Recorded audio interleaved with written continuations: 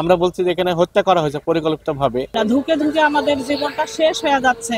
জীবনটা এমন হয়েছে যা চলার মতো নয়। অনেক মানুষ মারা গেছে।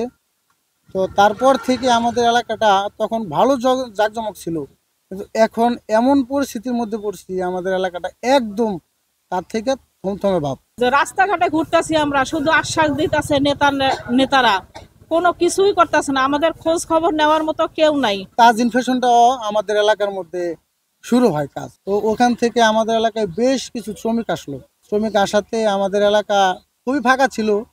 তখন ওই গার্মেন্টসের আশায়, মানে ওখানে অনেক শ্রমিক কাজ করবে, তারা আমাদের বাড়ি ঘরে থাকবে, ভাড়া দিবে, এরা ভালো চলবে, আমরা ভালো চলবো, এরকম আশা নিয়ে আমরা বাড়ি ঘর করলাম। তো এক পর্যায়ে 2012 সালে তাজ ইনফেকশনে আগুন লেগে তাজ ইনফেকশনটা পুড়ে যায়। তো অনেক মানুষ মারা গেছে। তো তারপর থেকে আমাদের এলাকাটা তখন ভালো জাঁকজমক ছিল, কিন্তু এখন এমন পরিস্থিতির মধ্যে পড়ছি আমাদের এলাকাটা একদম তার থেকে থমথমে ভাব।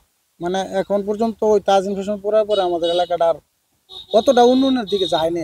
আজ এখন আমাদের 12টা বছর হয়ে গেল, আমাদের খোঁজ খবর কেউ নেয় না। ধুকে ধুকে আমাদের জীবনটা শেষ হয়ে যাচ্ছে।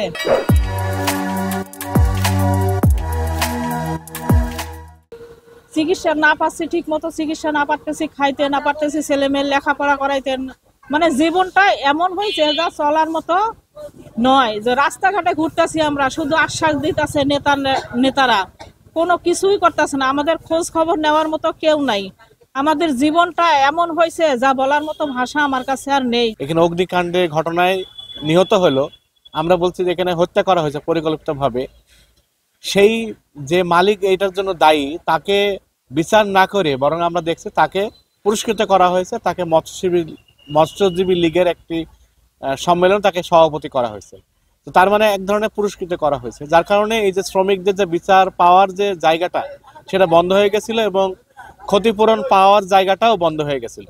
তা আমরা একটা আশান্বিত হয়েছি যে এই সরকার, ফ্যাসিস্ট সরকার বিদায় নিয়েছে, একটা নতুন একটা সরকার আসছে এবং সেই সরকার ক্ষমতা এসেই আমরা দেখছি যে তৎকালীন যে শ্রম উপদেষ্টা সজীব আহমেদ ভুইয়া, উনি কিন্তু তাজরিন এবং রানা প্লাজা শ্রমিকদের ডেকে তাদের এই ঘটনার পুনঃ তদন্ত করা এবং তাদের ক্ষতিপূরণ দেওয়ার একটা প্রতিশ্রুতি দিয়েছে। তো সেই ক্ষেত্রে আমরা মনে করি যে এই সরকার যদি অন্তত সদিচ্ছা নেয়, তাহলে শ্রমিকদের এই যে ক্ষতিপূরণ, পুনর্বাসন, চিকিৎসা পাওয়া একটা সুযোগ তৈরি হয়েছে এবং পাশাপাশি এই ঘটনার জন্য যারা দায়ী ব্যক্তি, যারা সরকারি বা বিভিন্ন কর্মকর্তারা যারা দায়ী, তারাও একটা বিচারের আওতায় আইসে বলে আমি মনে করি।